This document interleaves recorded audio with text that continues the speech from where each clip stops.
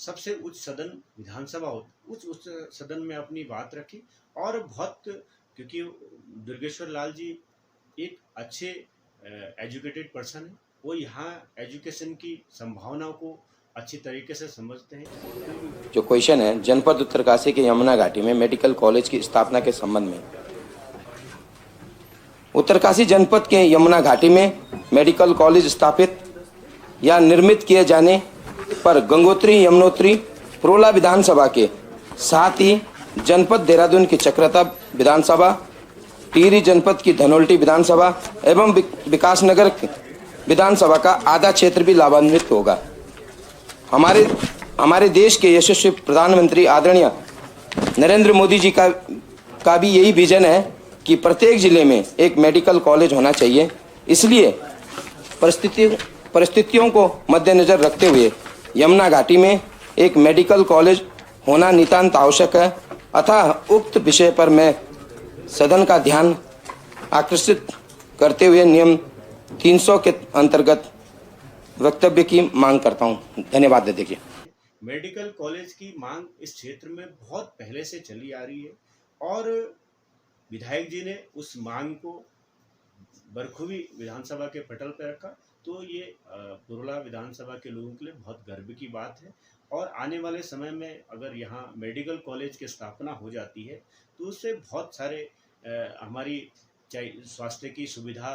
का लाभ हो, चाहे हमारे नए जो यहाँ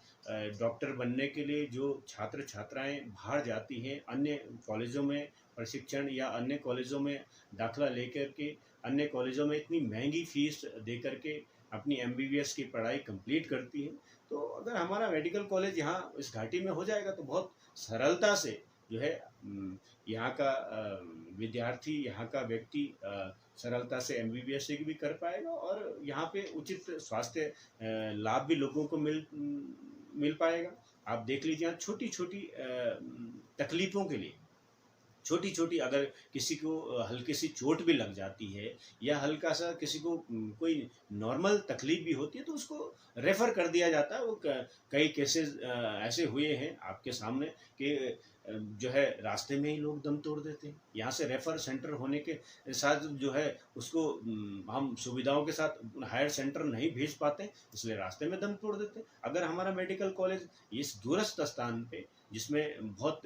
विषम भौगोलिक परिस्थितियां हैं जिस विधानसभा की, उस विधानसभा में अगर एक मेडिकल कॉलेज की स्थापना होती है तो बहुत अच्छी बात है, हम उसका स्वागत करते हैं। अच्छा, जब बात आई यहाँ के विधायक दुर्गेश लाल की, आपने देखा होगा कि कल एक इंसिडेंट हुआ है, उन्हीं के गांव में हुआ है कि कुछ महिलाएं मिट्टी में दब गई। तो दुर्गेश लाल ने बड़े त्वरित एक्शन लेते हुए हेलीकॉप्टर से खुद वहां गए और उनको एम्स पहुंचाया। क्या लगता है आपको कि एक जो नेतृत्व होता है वो इसी तरह का होना चाहिए? दुर्गेश लाल के एक आदर्श नेता के तौर पर उभर रहे हैं। देखिए, बहुत अच्छी बात है। कल मैं उस एपिसोड को सोशल मीडिया के माध्यम से देख रहा था, तो जो वहाँ उस स्थान पे जहाँ पे आवागमन की सुविधाएं भी दुरुस्त नहीं, उस स्थान पे उस एक्सीडेंट का होना कि कुछ महिलाएं जो है मनरेगा का काम करते हुए वहाँ लैंडस्लाइड हो गई, लैंडस्लाइड के नीचे दब गई, जिसमें एक दुखद पल और दुखद क्षण ये भी रहा कि एक महिला के घटनास्थल पे ही या घटनास्थल से रेस्क्यू करते ही उसकी मृत्यु हो गई और अन्य जो 3-4 महिलाएं थी उनको अच्छी स्वास्थ्य सुविधा और जो है जिसको मैं फास्ट एड कहूँगा कि भैया हॉस्पिटल की जो सुविधा है जिसमें प्रारंभिक उपचार के लिए उनको लाया जा रहा था और लाए जाने में जो है बहुत सारी कठिनाइयों की आवागमन जहाँ वो क्षेत्र है उसके आसपास कहीं एक जो है हॉस्पिटल ना होने के कारण उनको जो है मोरी लाना पड़ा और मोरी लाने के बाद वहाँ पे कोई ऐसी इतनी अच्छी सुविधाएं ना होने के बाद उनको हायर सेंटर रेफ़र करने के लिए विधायक जी का जो कदम था वो वाकई काबिले तारीफ है। बहुत सराहना उसकी जो है हो रही, हम उसकी बहुत तारीफ करते हैं कि एक जनप्रतिनिधि को आम जनता इसलिए चुनती है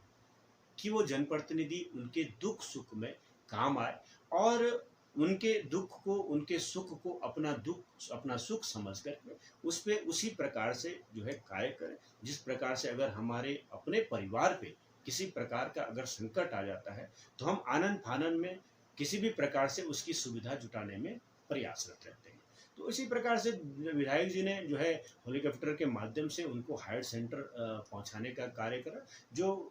बहुत ही काबिल तारीफ है कि उन्होंने त्वरित गति को, समय की इम्पोर्टेंस को समझते हुए, समय को देखते हुए उनको जो है हायर सेंटर पहुंचा करके उनको बचाने का प्रयास करा, उनको उचित स्वास्थ्य लाभ मिले, उनकी जिंदगियां बच सके और उनको बेस्ट जो है उपचार मिल पाए। इसके लिए मैं बहुत बहुत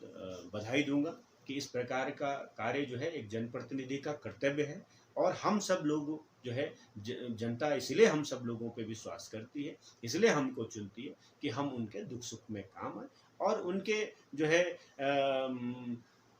जो उनका संकट है उसमें हाथ बटाने करके उनको, बाकी तो ऊपर वाले के हाथ में होता है। देखिए वहाँ एक महिला की मृत्यु भी हो गई,